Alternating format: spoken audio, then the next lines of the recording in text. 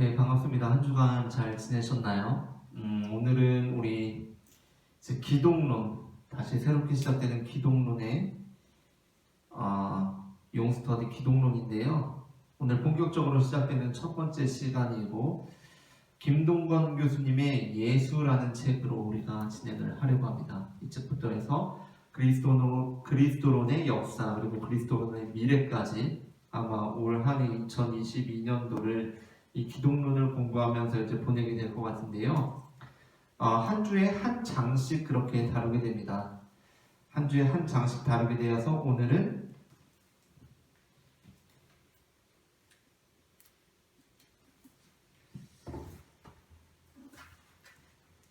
(1장) 예수의 출생부터 공생의 시작까지 여기로 해서 한 주에 한 장씩 그렇게 다루게 되려고 합니다. 일단 우리가 기독론이라고 했었고, 용스터디에서 기독론이라고 제목을 잡았고요.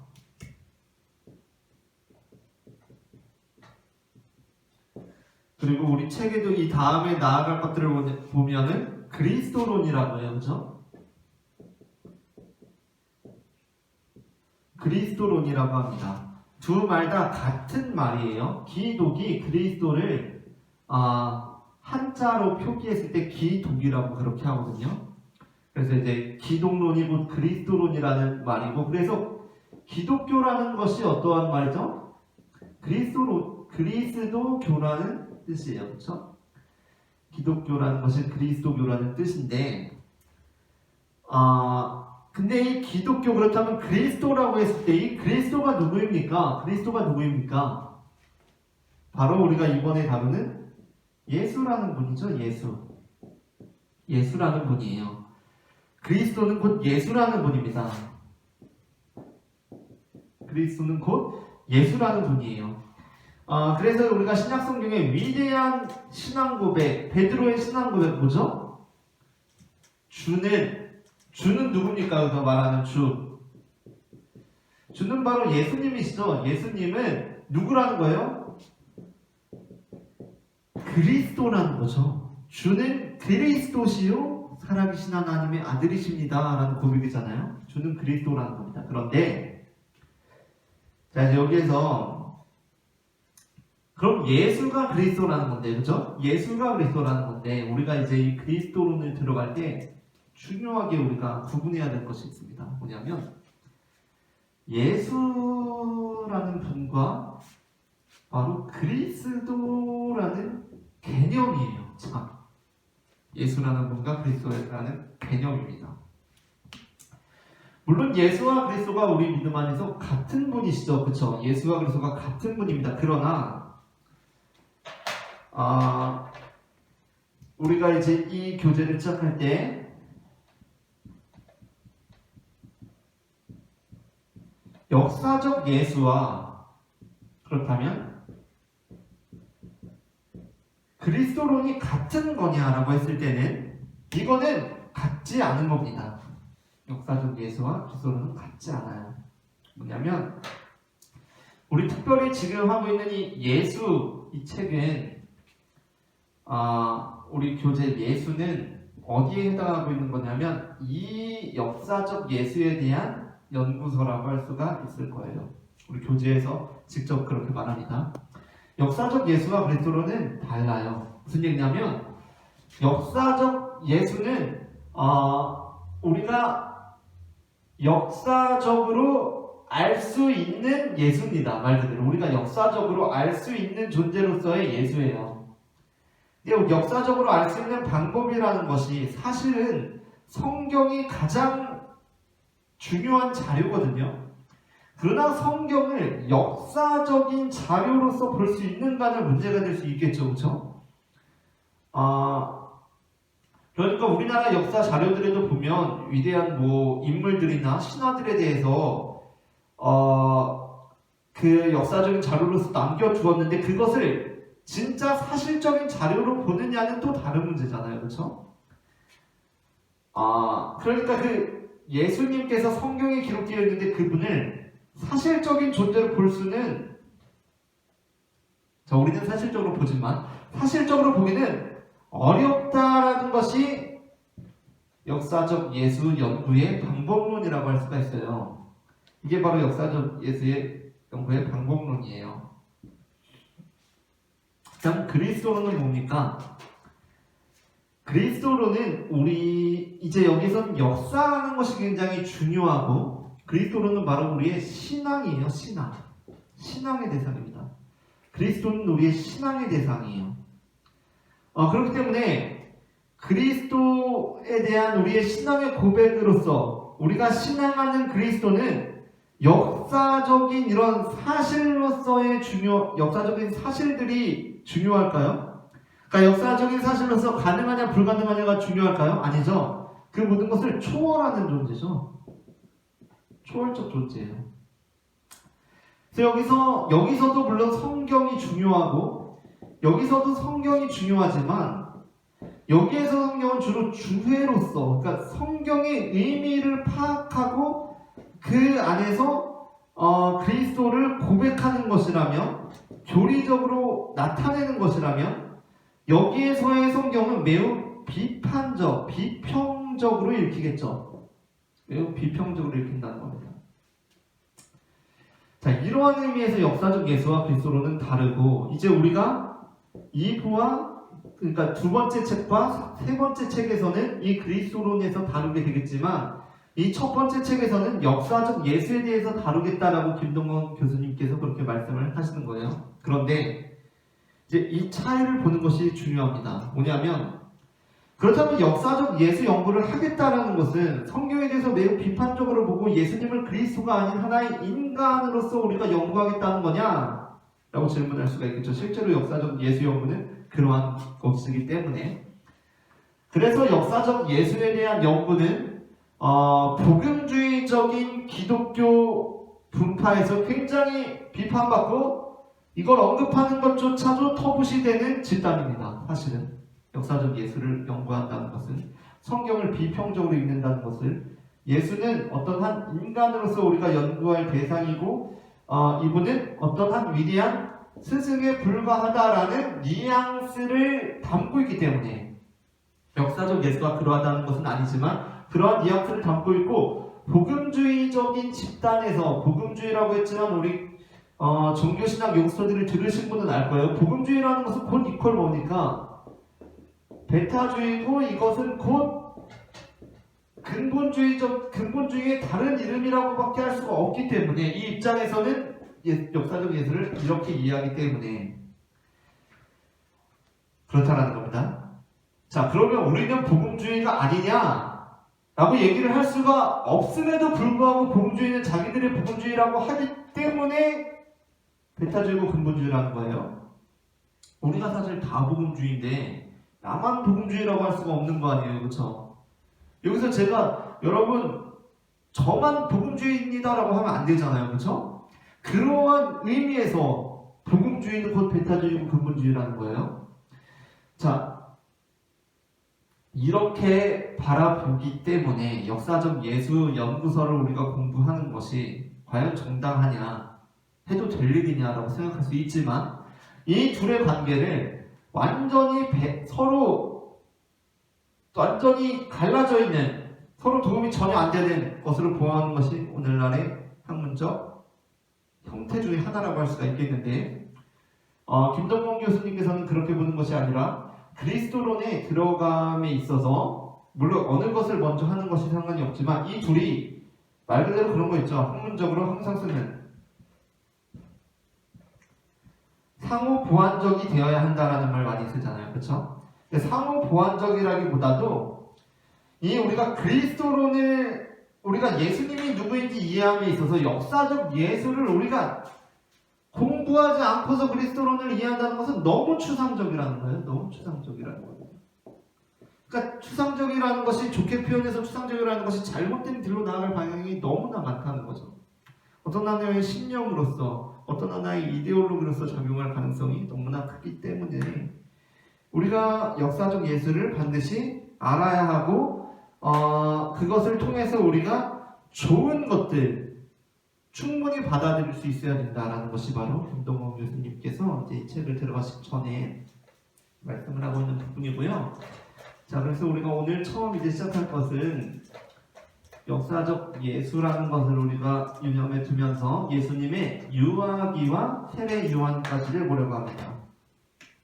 여기서 이제 중요한 것은 유아기, 그리고 나사렛, 그리고 세례 요한인데요.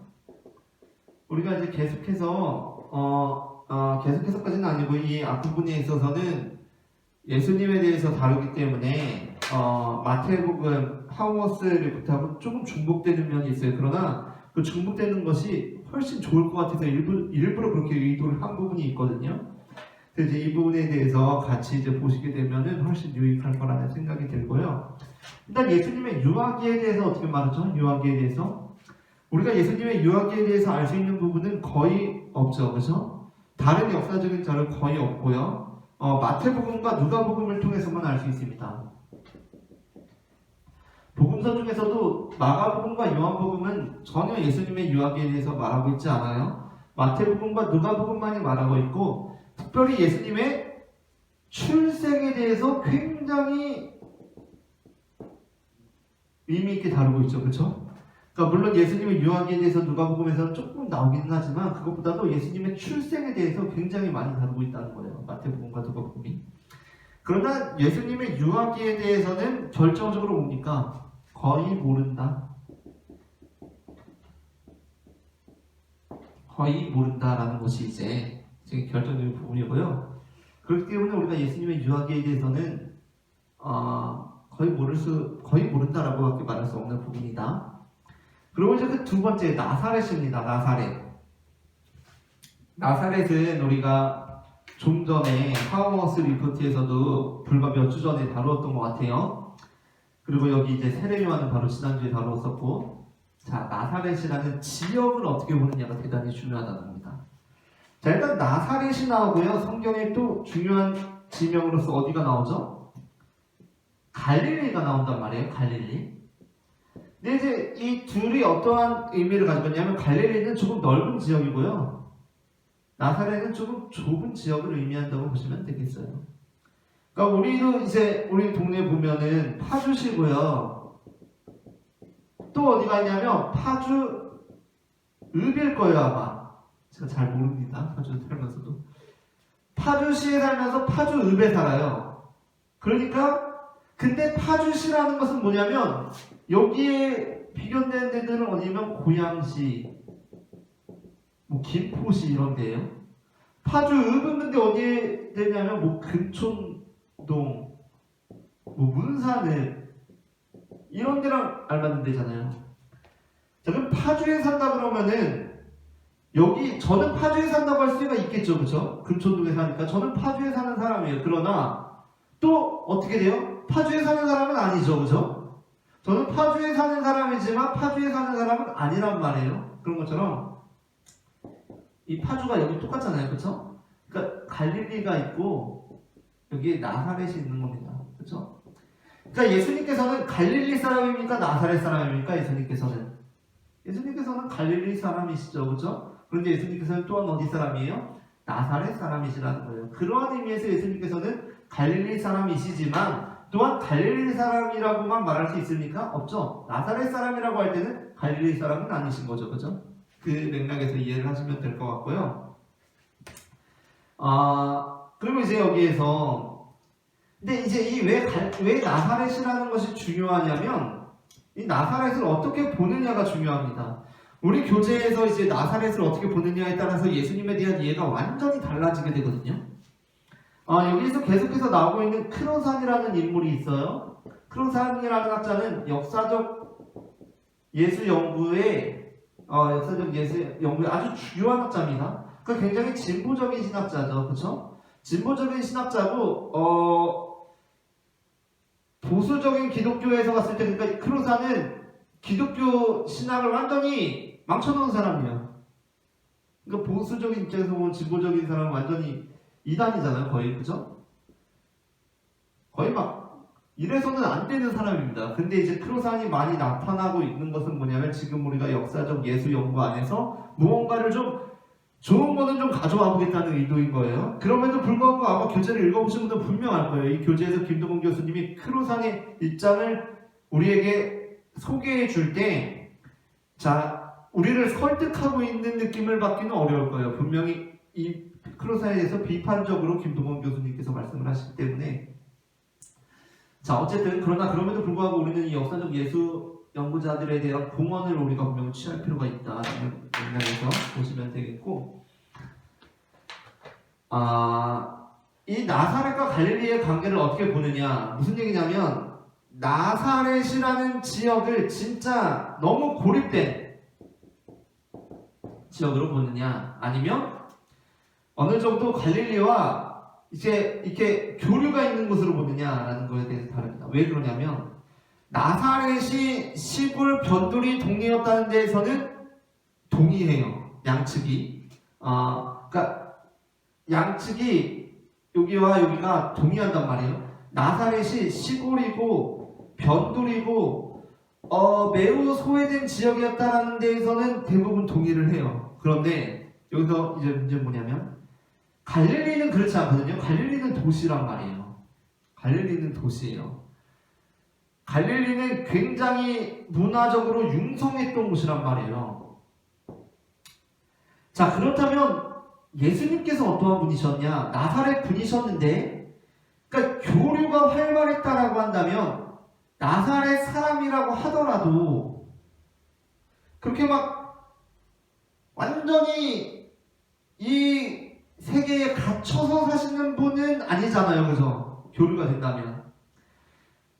그렇기 때문에 교류가 된다라는 입장에서 본다면 예수님께서는 이러한 영향을 많이 받았고 이 영향 안에서 그러한 존재로 자라날 수가 있었겠죠.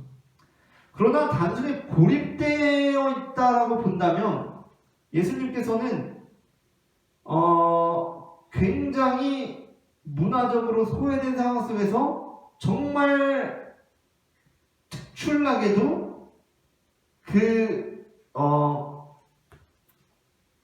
그 위대한 사상을 꽃피울 수 있는 사람이 되었겠죠. 그래서 이제 이 부분에서 무언가를 추정하기는 굉장히 어렵다라고 하지만 예수님께서 그 너무 고립된 지역에서 물론 예수님께서는 하나님의 아들이시니까 그 진짜 인구가 200명도 채 안 될 것 같은 그런 그 상황 속에서도 굉장히 소외된 말 그대로 진짜 완전한 시골 변두리에서 사상적인 꽃을 피운 존재로 될 수도 있었겠지만 그것보다는 예수님께서 여러 교류를 조금 그게 안 되더라도 예수님만큼은 조금 그 영향을 받지 않았을까라는 그러한 나사렛에 대한 이해를 하고 있다라는 것이고요. 그리고 이제 마지막으로 세례 요한에 대해서 우리가 세례 요한은 지난주에도 우리가 함께 살펴보았는데 세례 요한의 특출남에 대해서는 우리가 하우어스 리포트에서 지난주에 세례자 요한, 세례 요한에서 다루었던 바가 있고 그렇다면 예수님은 세례 요한과 어떠한 관계 안에 있었던 분인가? 일단 세례 요한과 완전히 세례 요한을 넘어선 분으로서 그렇게 우리가 고백을 하고 있는 것이고 예수님은 세례 요한 우리 교재에서는 세례 요한과 완전히 다른 분으로 소개하는 뉘앙스가 있어요. 그러니까 세례 요한 저 이제 하우어스 리포트를 하면서 세례자 요한이 잡혀가면서 세례 요한이 잡혀가면서 예수님께서 활동을 개시하시잖아요. 이 연결선상이 중요한 것으로 보았는데 이 교재에서는 그거는 어떠한 우연의 일치랄까요? 그냥 시기적으로 그랬던 것일 뿐 예수님께서는 독자적으로 자기 갈 길을 가신 거다라고 이렇게 이야기를 합니다. 세례 요한과 이제 비교되는 부분이 있어요. 이게 굉장히 중요한 부분이라고 할 수가 있겠는데 세례 요한 같은 경우에는 강조한 것이 무엇이냐면 우리가 말하는 것처럼 회개죠. 이 부분이 이제 굉장히 중요한 부분이라고 생각합니다. 우리 교재에서 그런데 딱 말하고 있는 것이 뭐냐면 예수님께서 강조하신 건 그건 뭘까요? 세례 요한은 회개를 강조했단 말이에요. 예수님께서는 여기서 용서입니다. 용서. 이 굉장히 획기적인 변화라고 할 수가 있어요. 세례 요한은 회개를 말했는데 예수님께서는 용서를 말씀하셨다. 자, 이 변화가 굉장히 중요한데, 왜냐하면 예수님도 세례 요한이 말한 말씀과 똑같은 말씀으로 시작을 하고 있거든요. 마태복음서에 보면. 그러나 그럼에도 불구하고 이 세례 요한과 예수님의 메시지의 차이점을 통해서 그 메시지가 구별됨을 우리는 발견할 수 있어야 된다는 거예요. 그게 제 마태복음 강의 회개하라 천국이 가까이 왔느니라에 제 딴에는 잘 담아놨다고 생각을 하는데, 회개와 용서예요. 그래서 여기에서는 뭐가 이제 중요합니까? 세례 요한에서는 심판이에요. 심판. 그러나 예수에서는 구원이죠. 그리고 세례 요한에서는 그래서 이 관점이 어디를 향해 있냐면, 우리 교재에서는 미래입니다. 미래예요. 종말론적이에요. 그러나 예수에게 있어서는 뭐죠? 종말론적.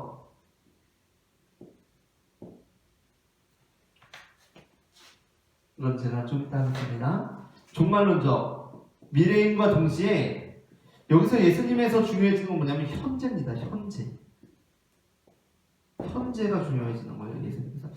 그러니까 이제 이 세례 요한을 다루면서 이제 크로산 또 나옵니다.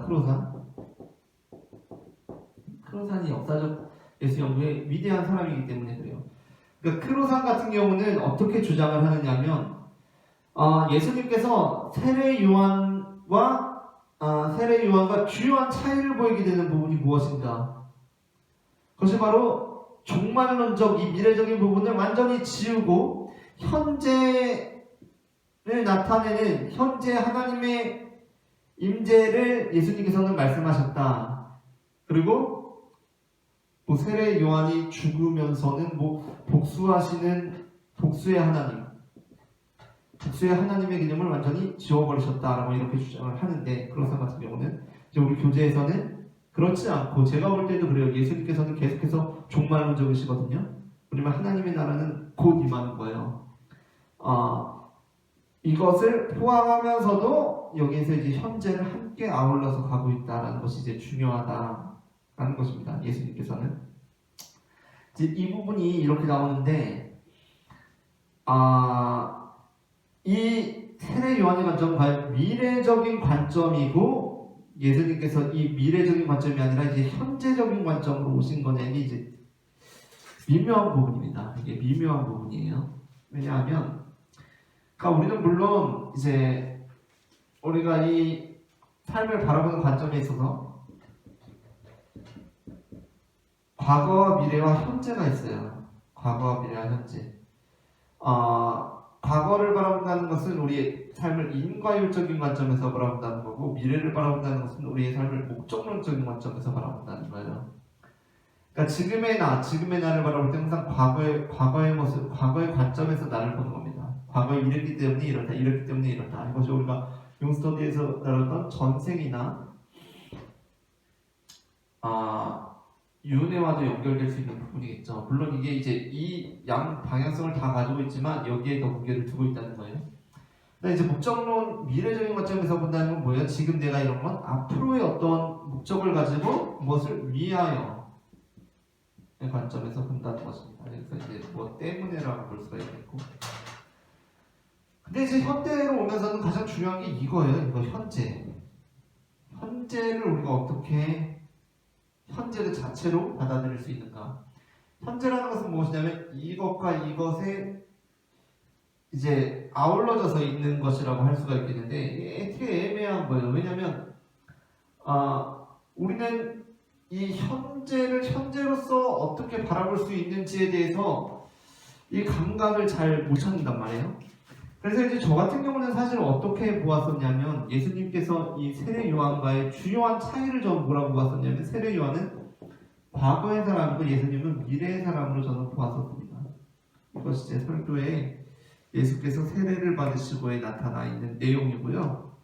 어쨌든 이러저러한 차이들이 있을 수 있고, 그 안에서 우리는 항상 생각하고 고민하면서 답을 찾아가는 과정 중에 있다라고 그렇게 보시면 되겠고요. 오늘은 이제 여기까지 하고 다음 주에는 2장으로 뵙도록 하겠습니다. 감사합니다.